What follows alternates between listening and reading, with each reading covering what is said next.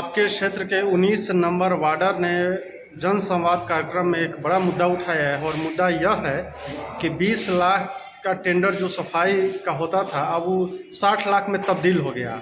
पहला।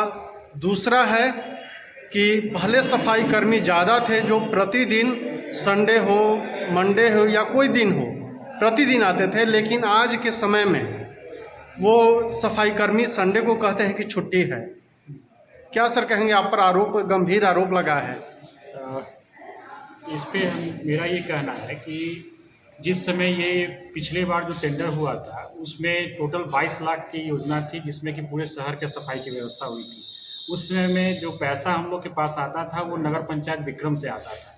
उस समय विभाग के द्वारा डायरेक्ट नगर परिषद बेटा को उतनी बड़ी राशि नहीं मिलती थी।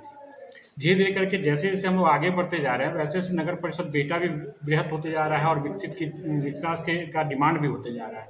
आप देख रहे हो कि नगर परिषद बेटा क्षेत्र में IIT, FDDI, ILTS जैसे बड़े बड़े संस्थान हैं।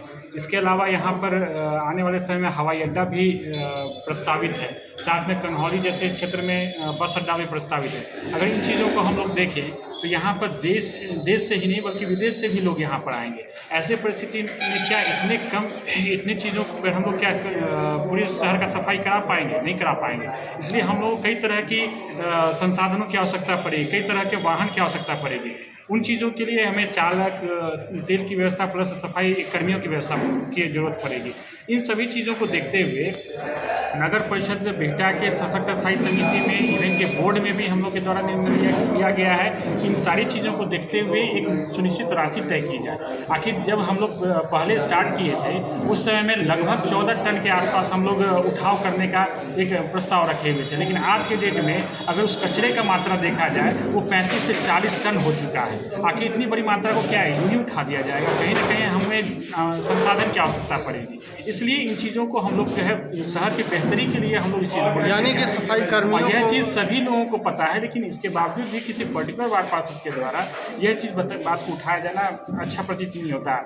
हम ये भी कहना चाहेंगे कि बाहरी लोगों से इन चीज़ों को लेते हुए, सलाह लेते हुए ना काम किया जाए, बल्कि यहाँ पर उपस्थित जितने भी मान्य वार्ड पार्षदगण हैं, जितने भी पदाधिकारीगण हैं, उनसे बात करके तब निष्कर्ष निकाला जाए। विभागीय मंत्री और जिलाधिकारी को भी पत्र लिखा गया है इस संदर्भ में, जो उन्होंने आरोप लगाया है।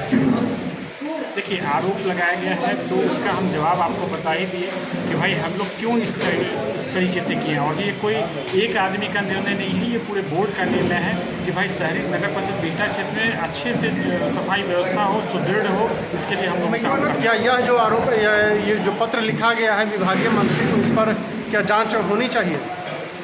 अगर जांच सरकार की अगर है तो जांच की जा सकती है, उसमें कोई दिक्कत नहीं है। कोई दिक्कत से हम लोग पीछे भी नहीं हटेंगे। पीछे भी नहीं, मतलब आप तैयार हैं इसके लिए? तैयार हैं, कोई दिक्कत। धन्यवाद सर।